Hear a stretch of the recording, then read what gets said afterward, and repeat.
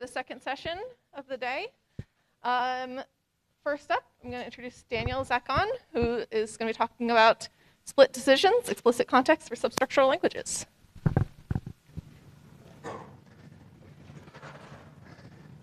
Thank you very much, and thank you everyone for coming. I'm going to be presenting our paper Split Decisions, Explicit Context for Substructural Languages. This is joint work with Chuta, Sano, Alberto, Momigliano, and Brigitte, Pientka. So before I begin, I will just give a quick overview of what I mean by substructural systems. So specifically, I mean those systems or languages which in some way omit or restrict the standard structural rules of weakening, contraction, and exchange. So weakening, if something is derivable, it remains derivable when adding assumptions. Contraction, we can collapse identical assumptions. And exchange, we can reorder assumptions arbitrarily. Some substructural logics, probably the best known is linear logic, which omits weakening contraction while allowing them in some form through what's called an exponential modality. And it lends itself to a natural interpretation of resource usage, where we can read a linear sequent as stating that every one of the assumptions is used precisely once to produce a proof of the consequent. And there are some other systems. So strict, also known as relevant or relevance, logics omit weakening and amount to using assumptions at least once, affine at most once, and so on. So given the natural interpretation of these substructural logics to resource sensitivity, it's no surprise that they have been used in a variety of applications as type systems for resource for systems where computational resources of some form are important. So variables, data, memory, and so on. So there's applications in memory management, quantum computing, concurrent programming, and so on. Now, in the realm of programming languages, formal proofs about meta theory ensure that our formal systems behave as intended. And insofar as traditional pen and paper proofs are tedious and prone to error, formal verification of meta theory by proof assistance minimizes human error and thereby establishes trust in them by rigorously checking that there are no mistakes or overlooked cases. Now, the trade-off of mechanization techniques for structural languages is fairly well understood since the introduction of Poppelmark in 2005. Both the PL and mechanization communities have invested a great deal of effort in understanding the trade-offs of different techniques. But in substructural settings, where often seemingly minor extensions to systems can compromise basic safety properties, which makes the need for verification even greater, in my opinion, the trade-offs of different mechanization techniques are not yet well understood. And while there are quite a large number of mechanizations of substructural languages, especially linear ones, their design is usually for specific use cases without concern for reusability. And recently, the concurrent calculi formalization benchmark was introduced, calling on the community to develop best practices for mechanizing concurrent systems, the first challenge of which focuses on the difficulties that arise when mechanizing linear ones. So it is in this context that we introduce CARVe, which stands for Context as Resource Vectors, a general infrastructure for mechanizing substructural languages, which we argue is general enough for formalizing substructural systems in all their many flavors. And it is implemented in Beluga and used for a wide range of case studies. And in this talk, I'll give a high-level, code-free overview of this infrastructure and how it can be used in practice. So first, let's look at an example of a substructural system. So here is the implicational fragment of the linear sequent calculus. I'll omit variables and proof terms just for simplicity here. So the axiom rule states that we can use the resource A to produce a proof of A, leaving no leftover assumptions. Cut allows us to compose two proofs, one providing A, another one using it. The linear implication left rule, or lolly left rule, says that using A lolly B means that if we can show a proof of A, then this warrants a proof of B. And finally, the linear implication right rule states that proving A lolly B means using A to produce a proof of B. So from a mechanization standpoint, what are some of the considerations here? Let's look at the lolly left rule as an example. So if we read it in a bottom-up manner, We have some general context of assumptions. We check that A lolly B appears somewhere in it. Exchange is being assumed implicitly. It's not necessarily at the top of the context. We remove it from that context. And then what remains is split into two disjoint contexts, delta 1 and delta 2. Now, when we mechanize such a system, all of these operations have to be made explicit. What does it mean to use up this resource? What does it mean to split? Or if we read it top down, what does it mean to merge? So there are various approaches in the literature to context modeling and splits in particular. And the prevailing approach is the naive and perhaps the most intuitive one, which is to explicitly rip apart contexts. And this has the benefit of lending itself to encodings that are very close and often identical to their on-paper formulations. A downside is the high overhead of technical lemmas that need to be proven before even getting to the system, to proving the interesting properties of the system in question. And it's also, in general, incompatible with standard name-free representations of binars, so De Bruijn indices, De Bruijn levels, right? Because since the context is being explicitly ripped apart, references to locations within the context become no longer relevant as things are moved around. And also, as well, simultaneous substitution for the same reason. What would be nice would be to instead encode our substructural systems directly within a substructural logical framework. So for instance, LLF or self. And this would avoid the need for explicit context altogether. And then factoring out for the user the overhead of resource management like splits.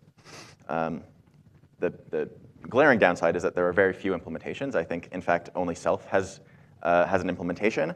And none of them have any support for verifying meta theory yet.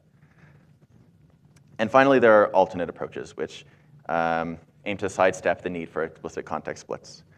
So for instance, linearity predicates, where instead of enforcing, say, substructure, say, linearity with how contexts are models, we enforce it as a predicate on the syntax of expressions while keeping the context intuitionistic. Leftover typing is based on the idea that, say, linear terms leave leftovers when they consume resources, which are then fed to another term. And these approaches have, as I said, they eliminate the overhead of explicit context splits. But they often are quite different from the on-paper formulations of the languages in question. And they can be difficult to extend to more exotic substructural systems. So in particular, ordered systems, which restrict exchange. It's not obvious how to use linearity predicates, say, in such a system. So the technique that we develop aims to maintain the intuitiveness of explicit context and explicit context splits while being flexible enough to accommodate various binding styles, including De Bruijn, and also be amenable to simultaneous substitution. And then general enough to be highly reusable across a variety of applications, not just in the linear case. And this infrastructure we call CARVe. And the key idea is based on the work of Anders Schack-Nielsen and Sherman, where assumptions persist as contexts are manipulated. What do I mean by that? So here is an example. Informally, if we read this proof tree bottom up, we start with a general context which has two assumptions in it, A and A lolly B. We remove A lolly B. We use it up, which we denote by changing the color from black to gray. And then what remains is split. There's only one element that remains, specifically the assumption A. It is assigned to the left branch of the tree, and to the right, it is shaded out.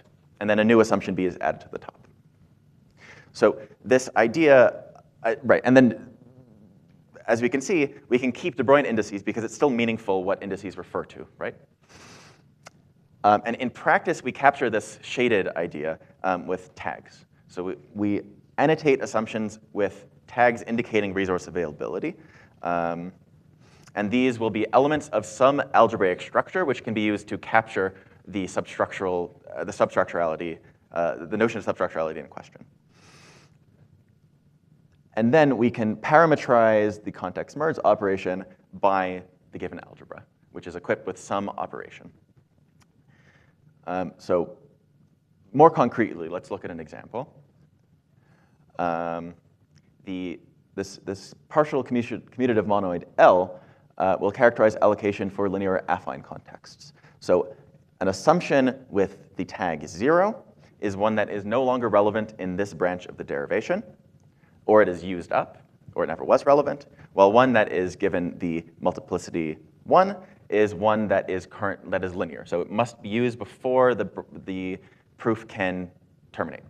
Or if it's affine, then it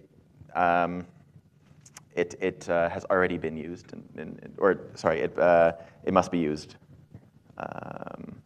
at most once. So an example of a context, if we look at the one on the left, we have A is given the tag 0. When we split the context, both branches are assigned 0 because of this multiplication table. When we have the second element, which is given the tag B, we have two ways of decomposing it. We can either give the left context 1 and the right one 0, or vice versa. We choose the former. And then the third element, we allocate 1 to the right and 0 to the left.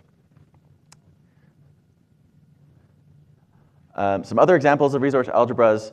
For fully intuitionistic context, we can just use the trivial monoid, which amounts to not using tags at all. For graded context, we can use this numerical monoid. And a nice thing about this idea is that we can also combine resource algebras in meaningful ways, say to capture exponentials alongside linear resources. So in this example, we have linear resources, and we also have exponentials. We have ones that are available unrestrictedly, which are given the tag omega. Now, in addition to the modularity of this approach, the construction also has the advantage of allowing the underlying algebraic structure to naturally impose itself onto the merge operation. So for any context, if we take the set of contexts with the same elements up to changing the tags, then it itself will be if we're dealing with a partial monoid, then that will be a partial monoid. If in fact it is a total monoid, then the context structure will also be a monoid. If it's commutative, then the context one will be commutative, and so on. And this extends to other properties as well. So let's go back to our running example, and let's try to reformulate the cut rule. It's quite simple. So instead of having delta 1 and delta 2 in the bottom, if we read it in the bottom up, we start with an arbitrary context delta. We use our merge operation to split it into 2, delta 1 and delta 2, and then we allocate 1 to the left and 1 to the right. And we'll use this double turnstile to distinguish sequence in this CARVe setting. What about the lolly left rule? Naively, we'd like to do the same thing.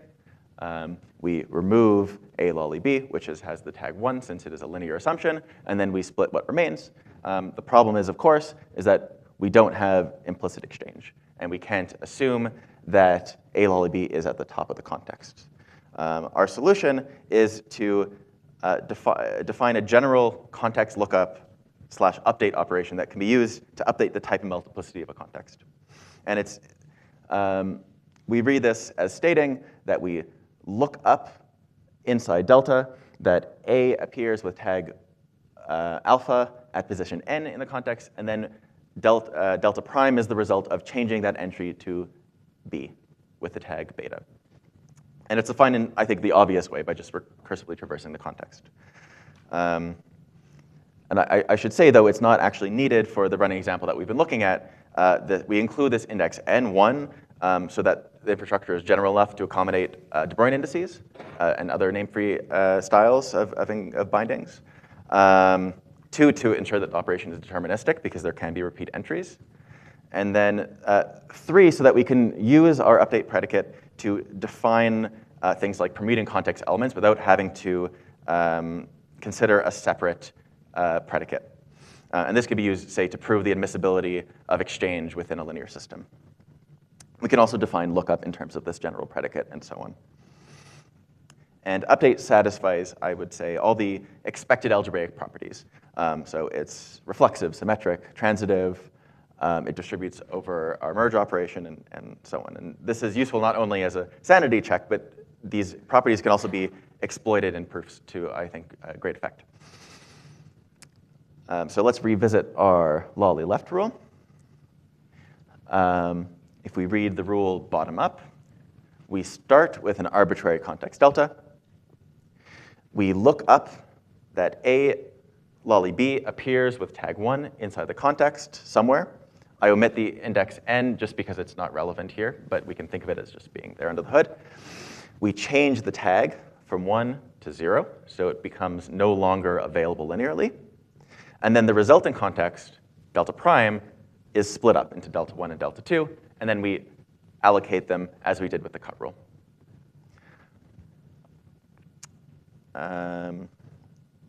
So what about the leafs of our proof trees, our axioms? Naively, again, we would like the context to be singleton in this case, but since we are updating linear things by changing their tags from 1 to 0, and also since our split is creating a lot of things potentially creating a lot of assumptions with the multiplicity 0 when we reach the leaves of our proof tree, we need something a bit more general to enforce that a context is singleton or empty. So we describe this using this exhaustedness predicate, which essentially states that all the elements of a given context are in some sense harmless, by which I mean that they are subject to some form of weakening. So in a linear case, that will mean that all assumptions have the tag 0. In more complex substructural systems, you could have other things lying around. For instance, in the joint linear unrestricted monoid we saw earlier, you could have assumptions labeled 0 and omega still lying around when you close up. So reformulating our hypothesis rule, if we read it bottom up, we start with an arbitrary context delta.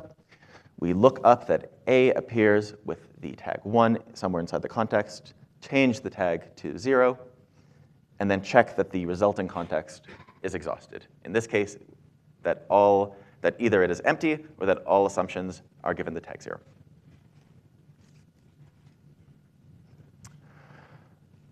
So our infrastructure has been fully implemented in Beluga, which is a dependently typed proof environment which supports specifying formal systems within LF and then proving properties about them.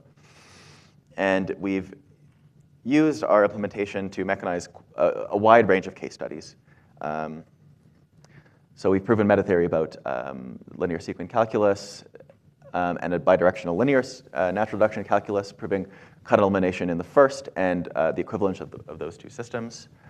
We have encoded a linear lambda calculus using HOAS and proven subreduction for it. A linear lambda calculus using De Bruijn indices and environment-based semantics. We have an affine lambda calculus also using higher order abstract syntax. And finally, we have an encoding of the session-typed process calculus CP, also using higher order abstract syntax, for which we've proven subject reduction and also equivalence with a system called structural CP, which is essentially a variant of CP that uses linearity predicates. So this amounts to essentially an adequacy proof of SCP with respect to a first-order encoding of CP. Notably, some 40 to 80% of the code base devoted to mechanizing each result in terms of the number of lines are properties from the reusable common infrastructure, as summarized in this table. So in other words, much of the weight is being carried by the infrastructure, factoring out for the user a lot of the technical properties that otherwise would have to be proven separately directly.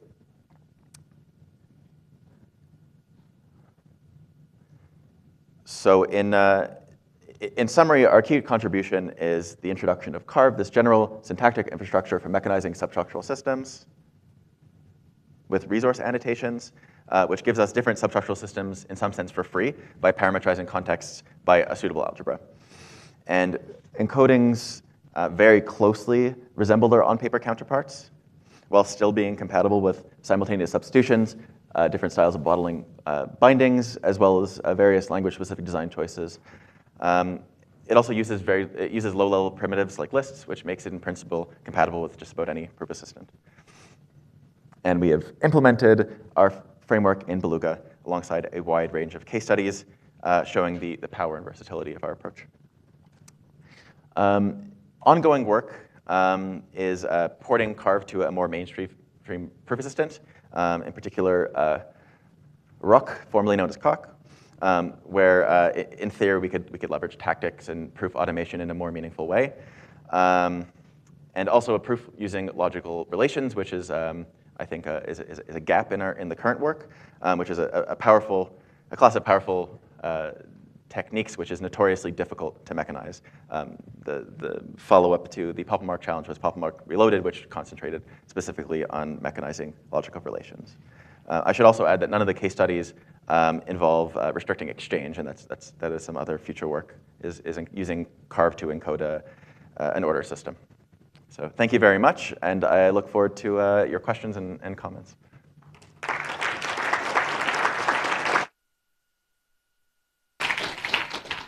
All right, thank you. Plenty of time for questions.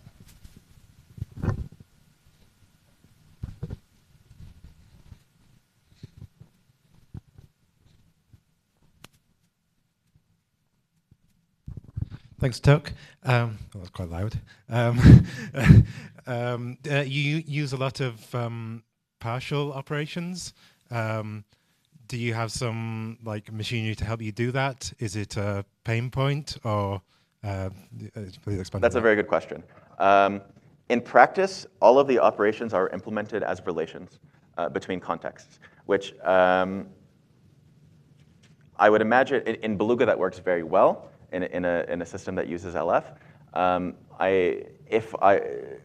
when porting it to, say, Coq, that would be a design decision that would have to be made whether or not you would want to keep it as an operation, given the partiality, because partiality can cause issues down the line. Yeah.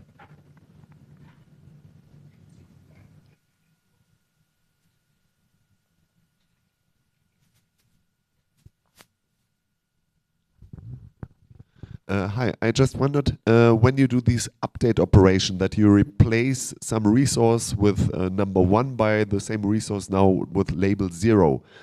Why don't you just delete the resource immediately so that you don't have this check on being exhausted? I think.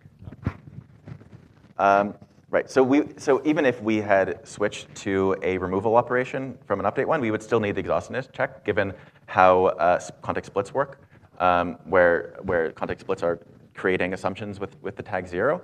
But the decision to update instead of removing was to keep in with this philosophy of keeping context intact. So if we had a context split, and at some point in one of the branches of the derivation, we removed an element, then that context would no longer be mergeable with all of the other ones at the same position, and they would need to be removed as well in order to keep mergeability. And so just updating it maintains the context. It makes sure that every element remains there up to tags, which works very nicely. Thank you. In your exam, when you change these from 1 to 0, it seems like that would limit your PCM, because you started by talking about an arbitrary PCM, and then you just have this multiplication operation. But I mean, not every PCM has a 1. Your intuitionistic example only had omega, right? So does that do you have a version of this which is involving some relation, which is defining what 1 and 0 are in this context, or how would you generalize that, or why didn't you? I guess.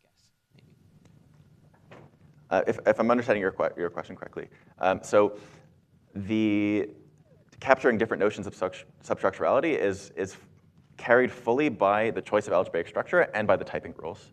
So an example is, for instance, if we switching from a linear system to an affine one, just means changing the axiom rule. Otherwise, the encoding remains identical. So instead of, we eliminate the exhaustiveness check from the leaves of the proof tree, where things that are assigned the label 1 are now allowed to exist inside. And so exhaustiveness becomes, in some sense, irrelevant. Another choice would have been to redefine exhaustiveness to include both 1s and 0s, which would work which would work similarly. Does that address your question? Thank you.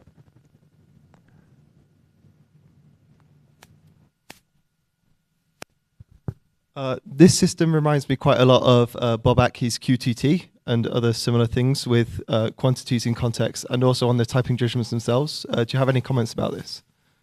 So it's similar in as much as it uses tags, but it's used in a very different way. Ours is to capture resource availability. If I'm not mistaken, in QTT, it's for dependent types. So the application is quite different, though there are some commonalities.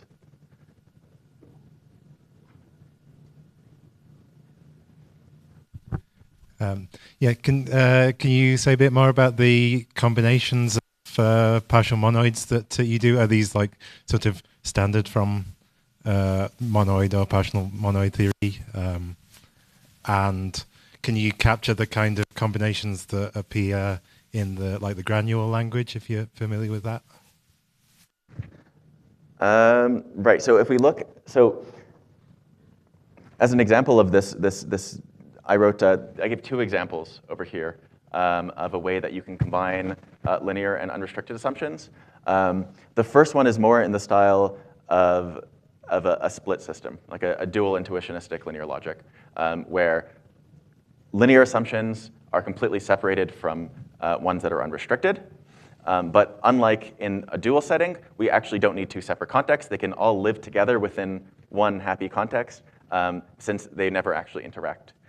In the other one, which I don't use in any of my case studies in practice, but could in theory be used, it's slightly more complex. So for instance, if we view it as a split, an assumption given the tag omega, when it is allocated to two separate contexts, it can assign omega to both branches, but it can also assign one to one and omega to another. Or it can give one to both. So things can switch from being unrestricted to being to becoming linear. A benefit of the right one is that it is actually a monoid with unit 0. The one on the left is not. It is very, very partial.